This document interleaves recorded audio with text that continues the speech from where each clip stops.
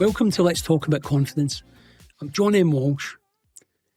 My guest today is Ron Cox. Ron's a best-selling author, a Hall of Fame coach, and recently retired Chief Operations Officer of one of the fastest-growing companies in the United States.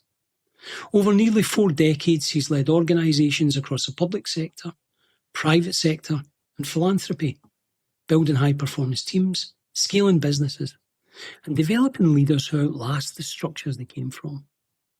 In 2017, he was brought in to help rescue a company running a $2.5 million deficit. 4 years later, that company was generating $1 million a day. His exit came with a 7 times multiple. These are the headline numbers, but they're not the most important thing about Ron Cox. The most important thing is that somewhere in the middle of building all of that, he received a terminal diagnosis. He faced it, he came through it, and then he went back to work. What that experience did to his understanding of performance, of time, of what it actually means to build something worth building, that's what we're here to talk about today. Ron, welcome to Let's Talk About Confidence.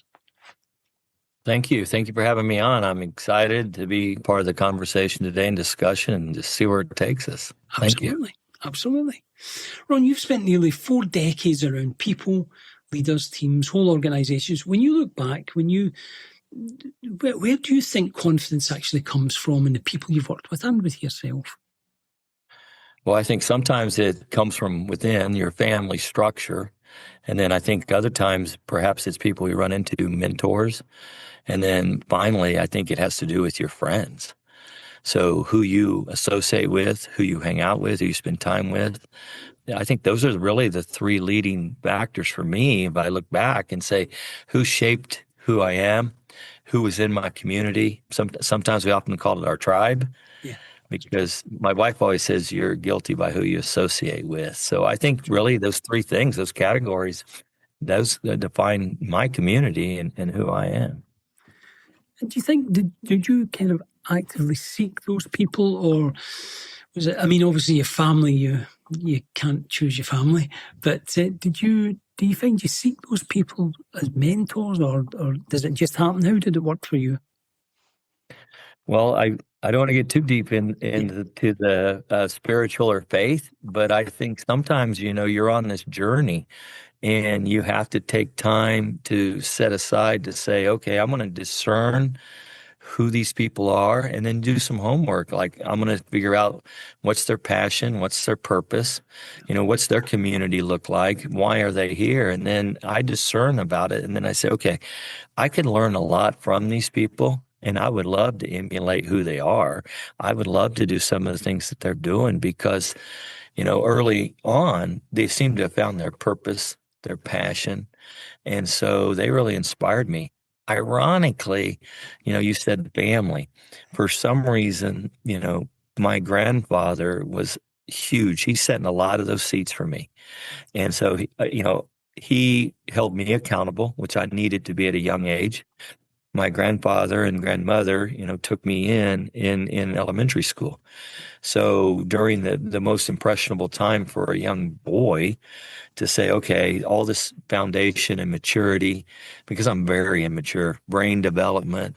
And so what does that look like and how's that going to help me? And I was blessed in the fact that I think it gave me greater emotional resilience because my grandfather would share his experiences over decades.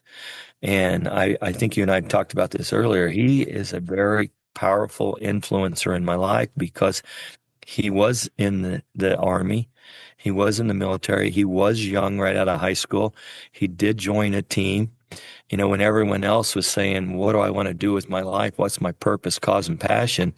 He's the one that volunteered and raised his hand. And he said, I'm willing to give everything up to and including my life for others. And I'm like, boy, that is very inspiring. And so even though, like you said, you have a lot of options perhaps in your family because you have to spend time with them. Yeah. Some you want to, but others you have to. Yes. And the reason I was with my grandparents was because my parents weren't the greatest influence on me and made bad decisions. And that I didn't get to choose. And so you're right. Even on family, some of them you get to choose, some of them you can't. But on the mentor side, I was, ironically, I got affiliated and inspired by a lot of those men and women in service.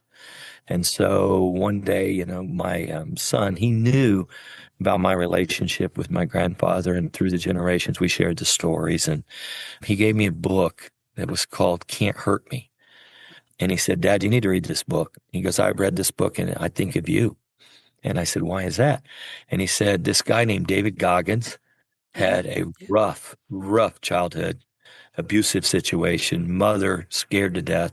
You know, she escaped in the cover of darkness, took him with her, and just really brave lady. And so I said, okay, I took time. I read it. Then I followed up on a few podcasts. I'm like, boy, there's some similarities there, a purpose. You know, he does his mission. He does his service. He's not satisfied. He's constantly evolving. You know, I want to be the best. I want to push myself through. I want to be resilient. So SEAL, Army, Airborne, Air Force. I'm like, boy, I can learn so much from this guy. So my wife could tell that I was inspired, and she said, you got to meet him. So she set up a meeting, and I went and met and sit down with David Goggins, and we sat there and had a conversation, and I just let him know, you know, how much he inspired me.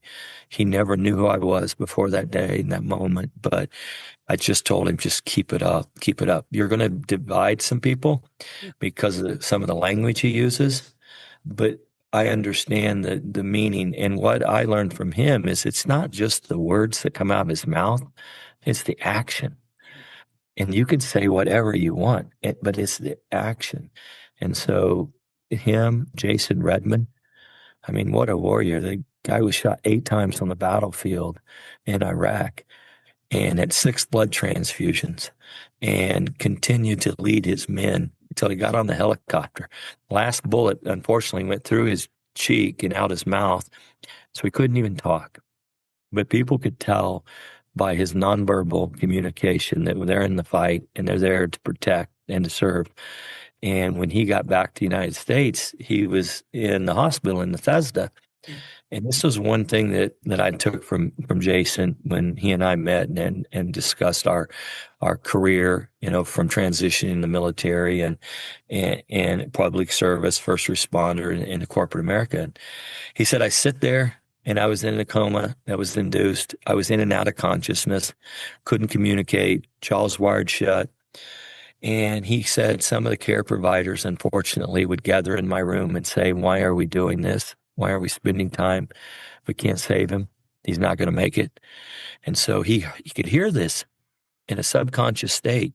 And when he was conscious, he was thinking, this isn't good for morale. This isn't good for community culture. It's not inspiring.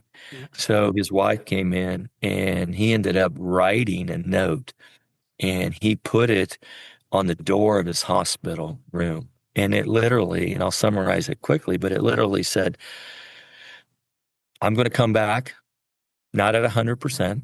I'll be 110. You never give up. And you always, always try to serve and protect and do better and be better. If you don't have that mentality, please don't come into my room because it's contagious. And I'm not catching it. And so that document ended up in Washington, D.C. as a copy to share with the Joint Chief of Staffs. This is the mentality of a service provider. So from him, professionally, I learned a lot. And again, it's a choice I made, but I went and met with Dr. Stephen Covey. And he inspired me. Amazing. And so, we love it. Yeah, he inspired me. He said, here's the 7 habits of highly effective people. And I ended up getting certified and I ended up coaching and I went around the country and I had a full-time job. I was so motivated that I'd take vacation from my full-time paying job to go work with others and help others because I believed that what Dr. Covey was telling you worked. And it was effective. So I did that on my vacation time, if you will. So. It's mad. But it's brilliant. I think the bit you've answered for me very much is that sometimes we can choose who's around us, but other times we can't. When we choose, we can be discerning, can't we? We can find people that we either aspire to be like or that will inspire us. But I think the example of the fella in the coma, he can't choose to be around them. He's got to be there because he's in their hospital. But what I loved is the message he puts out says, I've got to be here. I know I've got to hang about with you, but this is what I want. I love that. And I think that's so true. We can all think like that and think like, who do we want to be with? Who do we want to be around? And what do we get from them? I think it's a great thing. If I could get you to think about the company. So you walked into company real trouble. As we said, it was about $2.5 million in deficit. A lot of frightened people, I guess. Were they feeling it? And I guess, so what did you notice about the confidence of the folks in the building at that stage?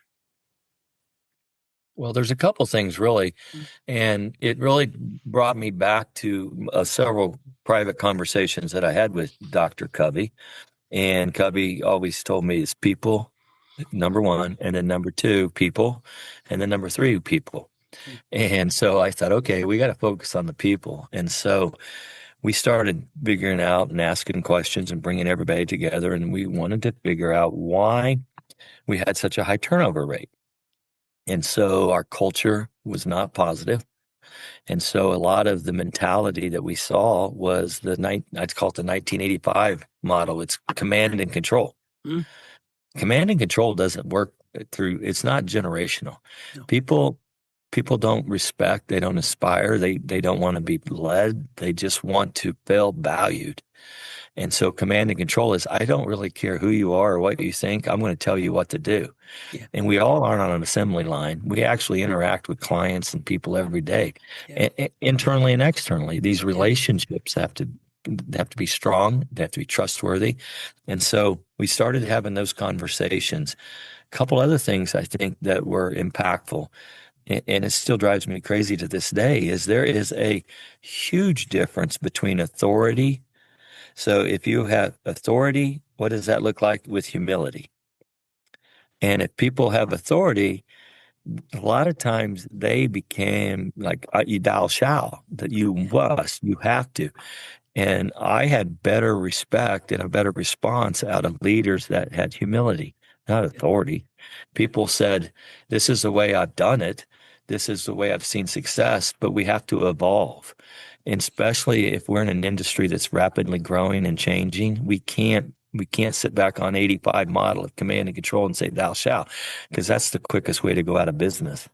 And so what we did is I literally went up to the board.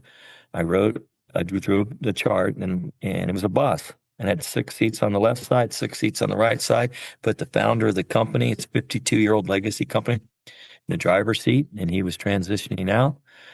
Put a general title up there and a brief job description and said, take this sticky note and go get in your seat. So everybody did it. I mean, it was an action item. Everybody had to do something. They got up, they went up, they put their deal. So we started talking about that. Why do you do that? No, nobody knows, because that's what they were told. What should you be doing? Not quite sure. Don't have a strategic plan. Okay, well, let's do this. And it's a powerful tool for me, and I've used it occasionally trying to put together teams. I've actually used it in younger workforces when I was building teams that were successful, and they went on, like you said. I had the ability, I was blessed to work with a great group of young people.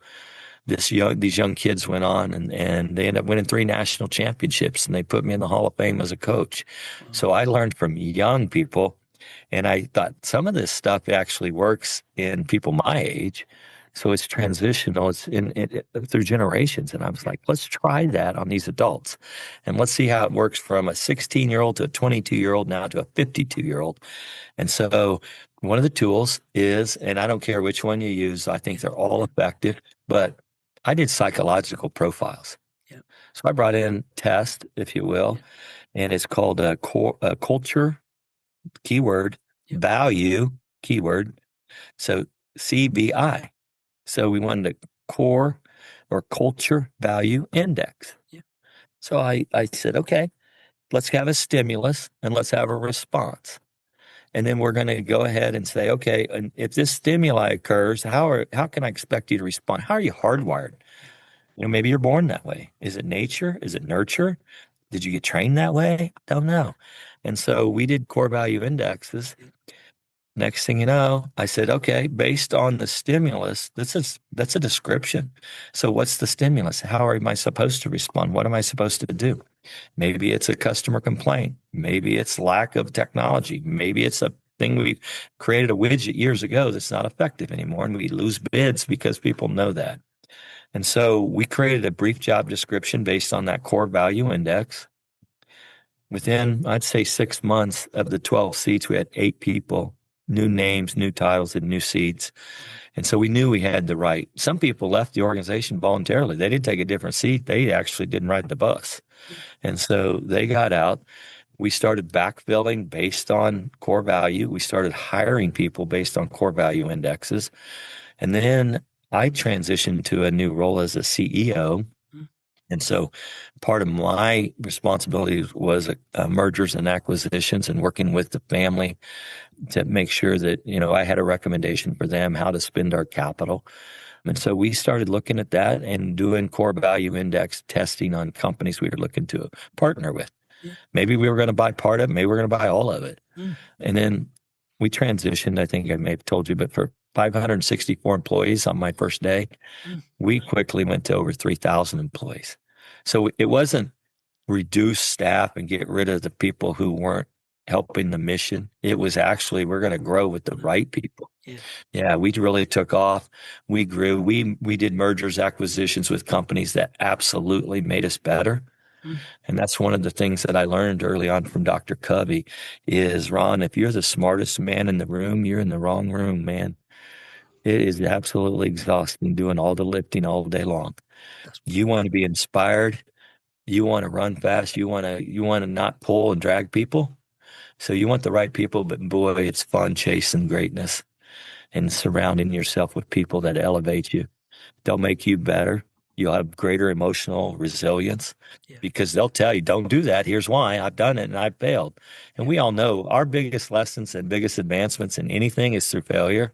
Yeah, I learned to do that, and I'm not going to do that again. Yeah. I think it also creates a sustainable success rate. So now that I can do and move faster because I got a great team who's learned, I'll have better outcomes. And better outcomes to me might even be less stress. Yeah. Less stress creates a happier environment in your culture, and everybody wants to get there. Yeah. Everybody's not dreading going to work, but it's like, man, I love it. I have my purpose, my passion. Let's go. I got a great team, which I always look internally on leadership roles.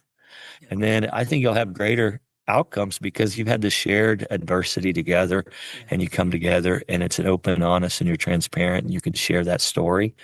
I just think we turned our organization from a 39% retention of key staff in full-time positions to 93.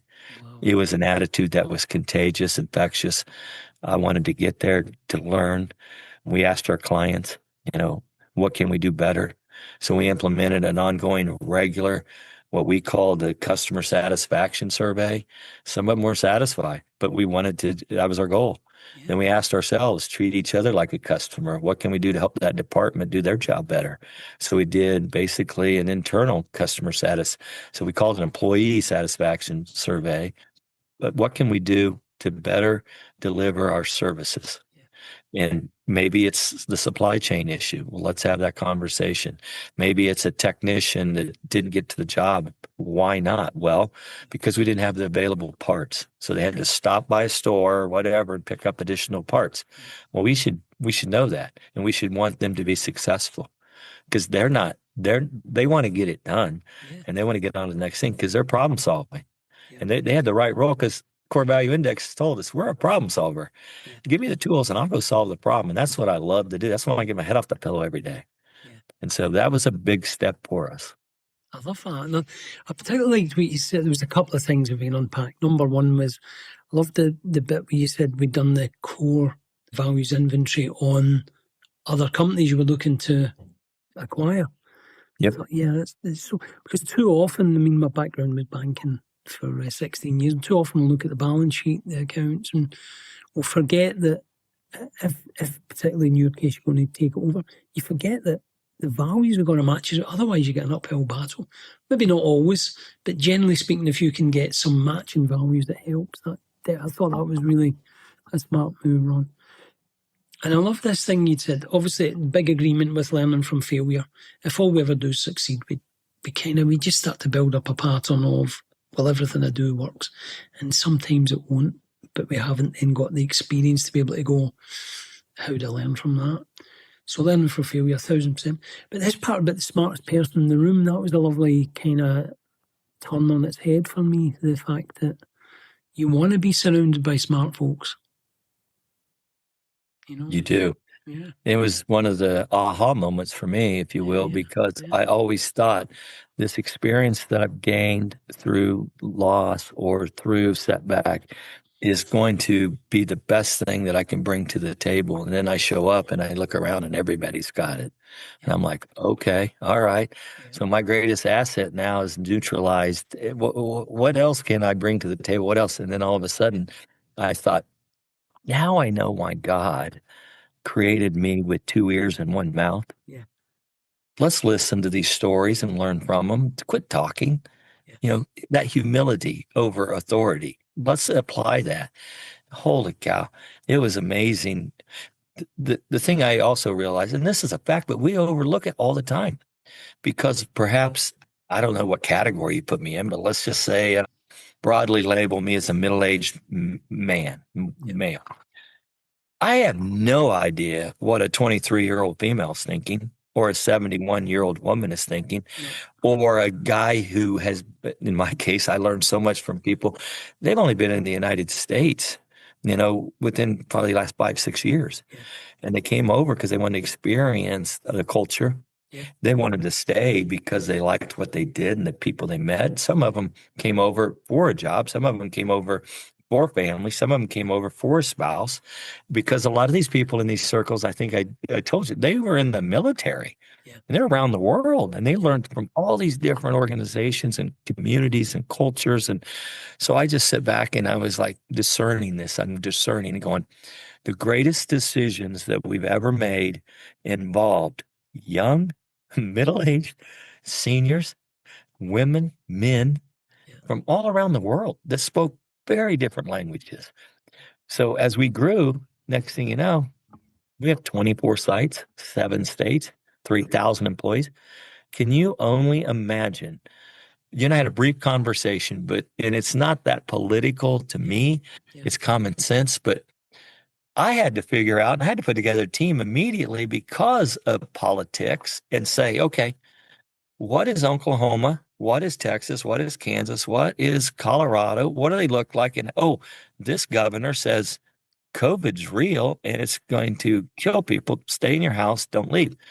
Other states down south, for some reason, said it's cold and flu season. We don't shut our factories down because the cold and flu season. It's the winter. Everybody gets cold and flu. It lasts 3-4 weeks, go to work, whatever. So I had to have this basically international committee come together and say, this is real. This isn't. This is our return to duty policy. This is a real test. This is a measuring mark. What do we do?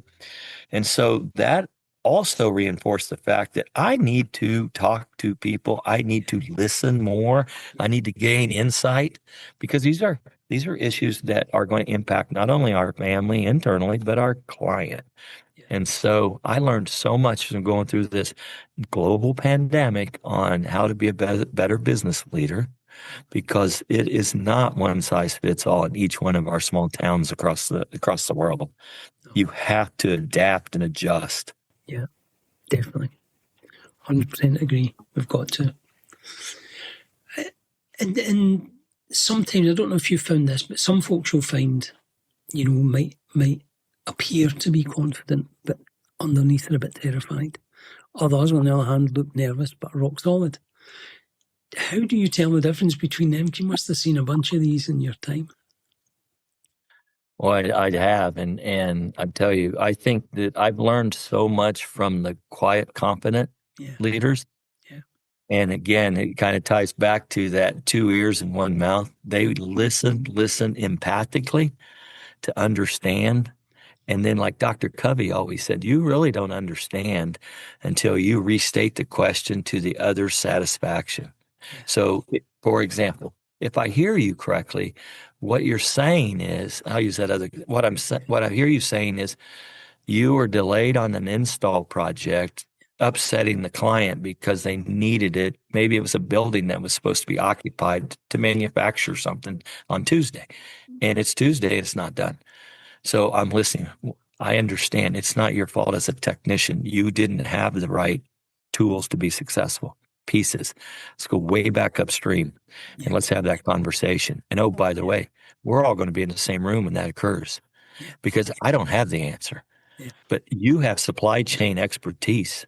Is there another manufacturer we should be dealing with that is more timely? Yes. Well, why haven't we done that? Because, sir, we have a budget and I did not want to exceed the budget.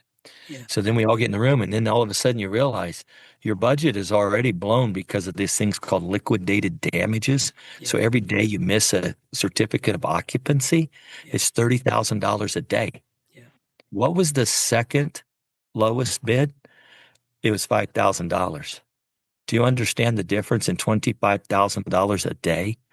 Let's get that second manufacturer an opportunity. Let's pay a little bit more to ensure success for the client. We wouldn't have had that conversation if we hadn't have been completely honest, open, and transparent and trust each other. And the most important thing is we got together in the same room and hashed it out and solved a major problem. How do you create that though, Ron? Because it's one of the big things we talk about is that psychological safety is a label we put on it. But how do you go about creating that? Because that's a great example of it existing there where people freely speak. Well, for us, it was we wanted to recognize and reward people for creative thinking. And so we started creating literally a points system for all of our employees. And I could go in as a supervisor, a CEO. I could go in as unilateral, just connections saying, Sally or Bill did this, did this, did this. And I could send it to HR and recognize them. Then we created an internal reward system in a store. So you had these points and you could literally get everything from T-shirts and hats to ball tickets. So you could go get free lunches, food. And so we really wanted to create that opportunity to recognize someone other than yourself. And I think that culture is like, okay, we talked about this briefly, but it's that old mindset of the 1 + 1. It's not a math problem. It's not 2. It's 1, you, 1 is me. So 1 + 1 is infinity. So 1 + 1 + 1 is creating that team. The 1 is you. The plus, everything we do together is going to be positive. And I'm going to create another plus, and it's going to be positive, and it's going to be you.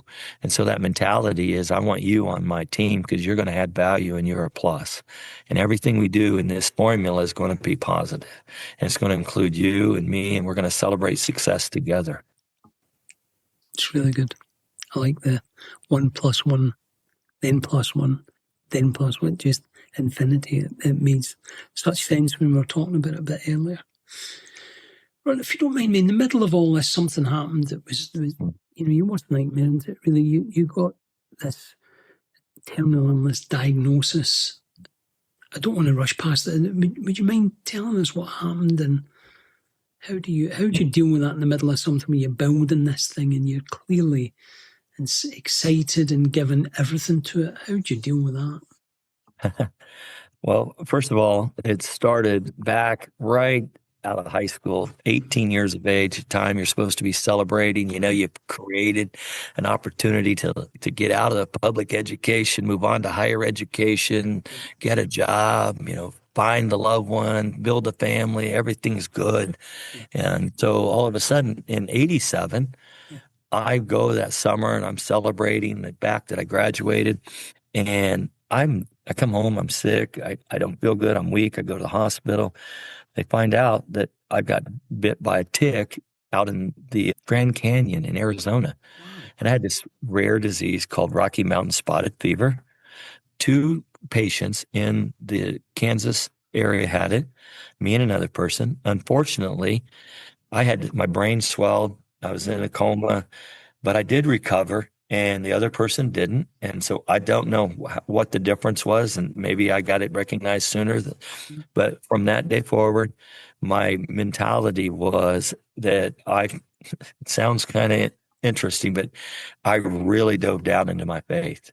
Yeah. And I said, God, there is something about, me, something that you want to save me, something you brought me back. I've always been a Christian. So why me? Why am you saving me? And I went away, and within a year, I went to college. I found the love of my life, and we ended up getting engaged, and we got married in college. Now, I don't want to get into the genealogy or biology, but I will tell you that I can speak for myself. Men mature at a different level than women. 1,000%. Absolutely. Oh my gosh. And Definitely. I found the beautiful, mature lady who was also from a divided house, who also had, setbacks as a child, who, just the stories were so similar. My God put us on the same path. And so we ended up getting married in college, and she kept me on the right path and focused.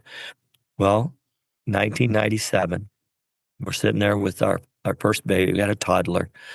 And all of a sudden, here it is. I'm weak. I'm tired. I can't recover. I felt like I got up in the morning. I didn't sleep at all that night.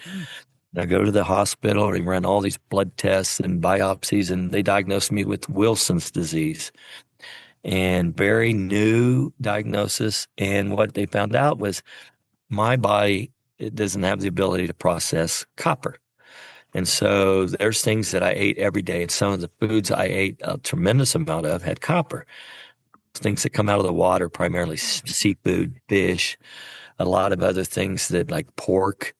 And so those were things that I ate every day. Whole grain cereal comes out of the earth into the plant, and I ate whole grain cereal 2-3 times a day, some days. And so the copper had suffocated my liver. And so they gave me a terminal diagnosis, 0 to 36 months. If I did this, if I tried that.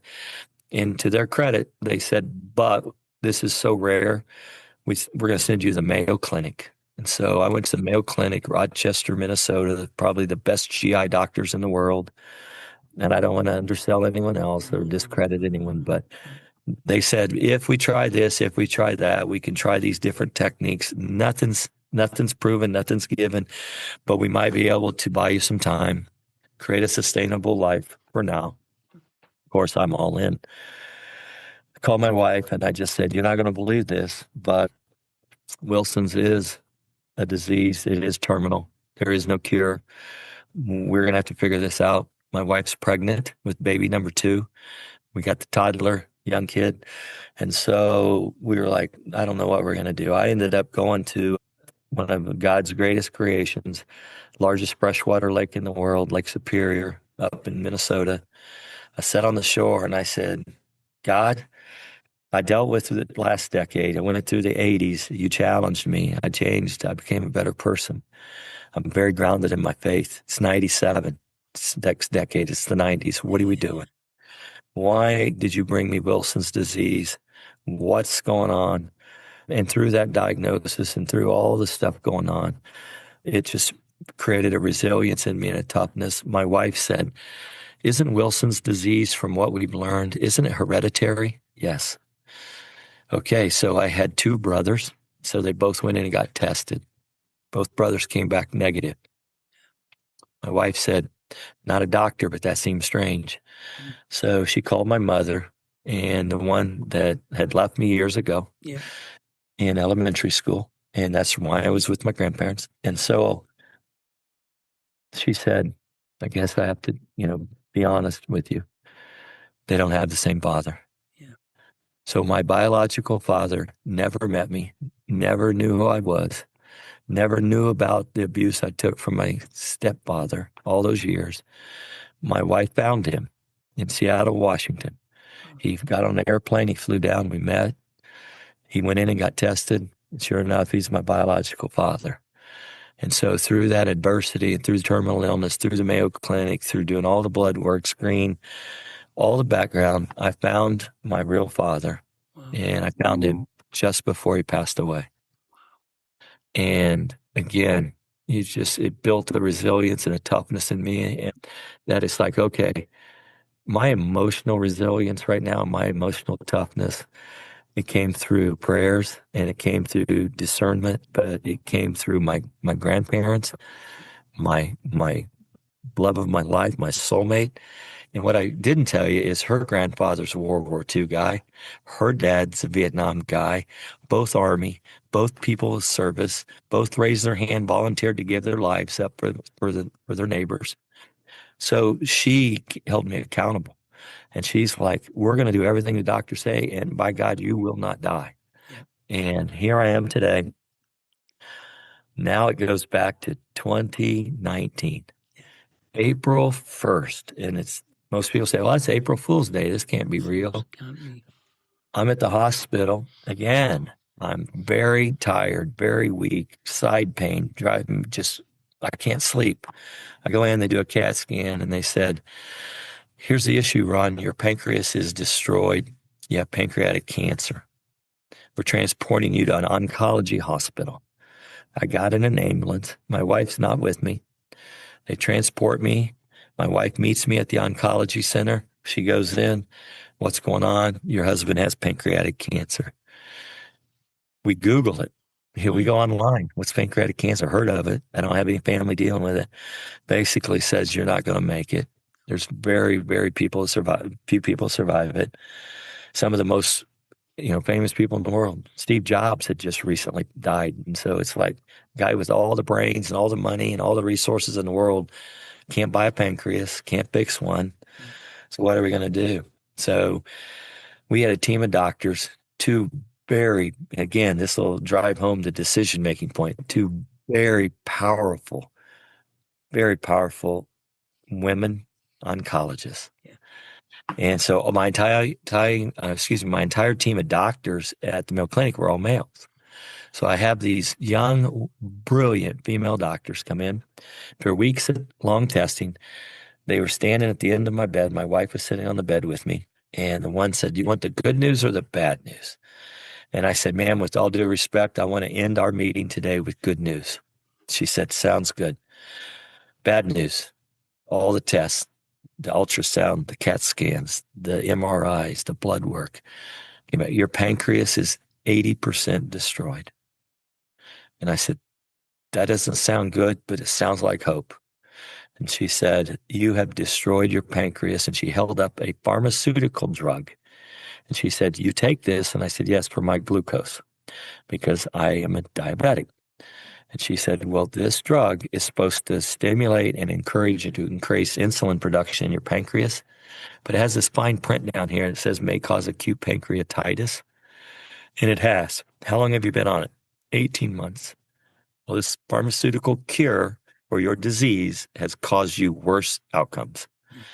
And I said, that doesn't sound good. She said, well, the good news is I'm taking you off the pancreatic cancer list. I don't know if we can save you. Your pancreas may never respond and recover, and you could die from this because you need a pancreas and yours is not working properly. We're going to put you in around-the-clock care, feeding tube. We'll do everything we can to help accelerate the healing process.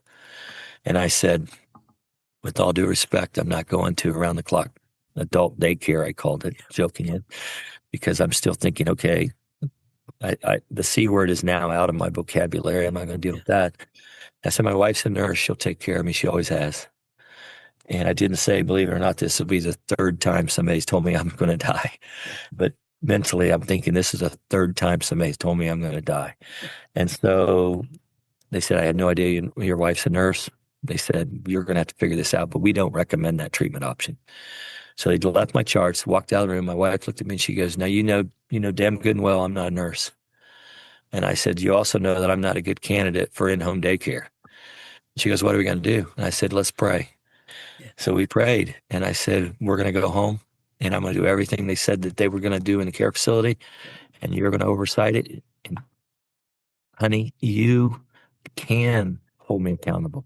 Yeah. You've been empowered since I was 18 years old. And she did. And almost 18 months later, I passed my first test. Wow. My pancreas had healed and it was functioning.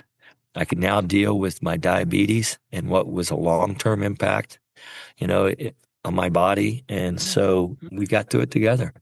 So it was just an amazing adventure for us again, third time in my life. But that's where I think the resilience comes from. Yeah.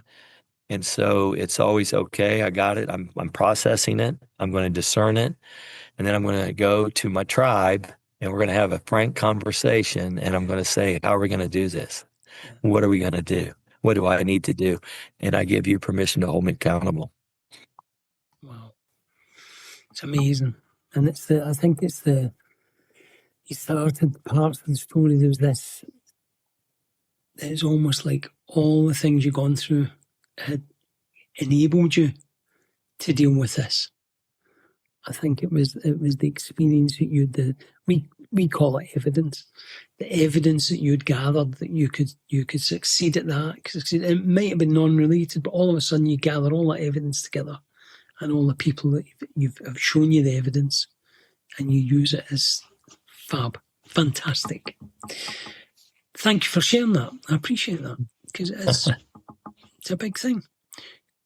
If we move back to the more mundane things now after that, which is selling the company, and what I loved, I'd asked you before and I said, so how'd that feel? And you'd said, it felt like watching someone else raise your child. Tell me about that. So Yeah, I think we deal with that, and I've had that conversation even through the mergers and acquisitions and talking to family-owned companies, small, medium, and large. 50 probably employees to 500 employees, and having that conversation with the founder and just saying, what do you want? What is your purpose? What do you have a legacy, you have a great reputation. What do you want to do? And more times than not, when banks come in, they make these financial investments and decisions, and rightfully so, because they have people that have invested in them. They come in and they say, okay, we want to make some changes. We want to buy your company. And in the case of our organization, it was a family-owned and operated company, 52 years. The founder was transitioning to after, full-time work. And son, one of 7 children, worked in the company, and they were the new leader and president, and were going to ascend and take over the company. So they had basically a homegrown replacement strategy Dad had in his own family. And so as we grew the company, we got bigger and we added additional departments. And I told you we grew around the country. Then we started being attractive to a lot of larger potential investors and buyers, not only just to partner, but to acquire. And so private equity came in and made an offer to the family. And so we had to go to a board meeting, leadership team on one side, family on the other, if you will. Founder sitting there going, my company's not for sale. Son's coming in going, well, let's understand what we're saying no to first. What are you saying no to? And so I'm kind of in the middle again, and the leadership team is in the middle, and we're going, okay, what's this going to do? Is this the right decision or not? And you and I have talked previously. My long-term strategy was to be in business with my wife. Yeah. And so I was going to transition out of the organization, at a certain time anyway during this plan. And so father basically said, not for sale. Son says, let's hear the deal. And I'm in the middle saying, not for sale. It's a legacy company. The goal was to keep it and sustain it, forever as a source of revenue for the family and to preserve and protect Dad's legacy. The leadership team, obviously, they're nervous because people are like, well, if somebody buys this, I'll probably lose my job. Yeah. And so they're in the middle, not necessarily having a vote, but having a conversation and letting everybody know how they felt. Through these processes and now involving our own company, I sat back and I realized that the stress is really created by the fact that the financial institutions want to come in, buy, and then they use this terminology like make improvements, grow, scale. And then we realize that one of the first things they do is they say, okay, he or she or they collectively are paid too much. Yeah. So all this culture you created through rewards and salaries and bonuses and increased time off, whatever that might be, better benefits, that was a huge one. Hey, we started investing in our employees. one of our transitional changes was a 401k. Wow. You know, you put in 5% of your personal money. By gosh, you're invested in. I'm in too. I give you 5%. So the family came back and was matching contributions, and everybody was like, they invested in me. Well, financial organizations could be going, that might not be the best idea because we wanted to increase our stock value. So we need to. The only way to do that is really get rid of operational expense. Yeah. Your number one operational expense and using capital is people. Yeah. So you start getting rid of the high wage earners. Well, there goes the experience. There goes the relationship with the client, the management with the team, the respect shown to others. It's just it's a slippery slope. Yeah. And so that's why we had that conversation. We talked about it. No one's going to raise your child the way you would. And that's how I look at that. So your child will be different. I'm not saying it's always going to be worse. Sometimes they actually do add value and they bring in people that in the organization they bought needed that. Yeah. They needed that. And the leadership team was asking for others to come in. And so sometimes it works out, but a lot of the times in the ones I saw, there was just a cultural difference, a change because no one's raising your child the way you would. Yeah. They're not going to do it. And in the end, it sold for a 7 multiple. Yeah. Yeah. They did. Amazing. It just feels like sometimes it's the right thing to do. Yes. Yeah. I've seen that in so many families and sort of third generation families that we've gone to talk to. And it's a difficult thing, but it happened and you've done it, which is great. Really good. Ron, just pulling it to a close, and I think there's a couple of things I wanted to ask you. Was just, what do you want people to take away from the conversation we've had? We've covered a fair amount of ground. If there was one thing you wanted them to take away, what would that be? I think that you need to make sure, and I'll go back to where we started our conversation, surround yourself with the right people, create a tribe that inspires you, that makes you better. Ensure you're not the smartest person in the room, but the thing you need to do is empower them and let them hold you accountable, because it could be somebody like we talked about. It's in your family. Yeah. It could be a mentor. It could be a friend. Yeah. But if you surround yourself with those people, you're going to make better decisions and have better outcomes. I guarantee it. It's great advice. Great advice. Ron, where can people find out more about you, about the books, about you if they want to engage as a speaker or whatever they want to do with you? Where's the best place to get hold of you? The best thing is to go to our website, rcdevelopmentsolutions.com. And there's articles and information out there about myself, my family, my wife. Yeah. She's my rock. It's ironically, her name's Raquel. And so I always call her my rock. And you can read about her in our book, Unbroken. And it says From Bully to Boardroom. It talks about being inspired by my wife, my grandfather, just so many people that are just awesome human beings. And then the other book that we put out together was basically me and my best friend. And it talks about that tribe and that relationship. And in there, I always say to people, log out. So when you log out and then clock out. Yeah. And then what I always say is hang up and hang out. So it's kind of work-life balance related. So you have to find that. And in that book, it's called Me and My Best Friend, 30 Years of 30 Stories. So from 1993 to 2023, his wife is my wife's best friend too. That's rare. Wow. It's amazing. I'm going to put all the links in the podcast description, which is when that goes out, people can find it the way at the podcast website. So I'll make sure all Ron's links are in there as well for anyone who wants to find out more about him. Ron, thank you so much. It's been an honour to spend time with you, to find out about you, to hear your amazing stories.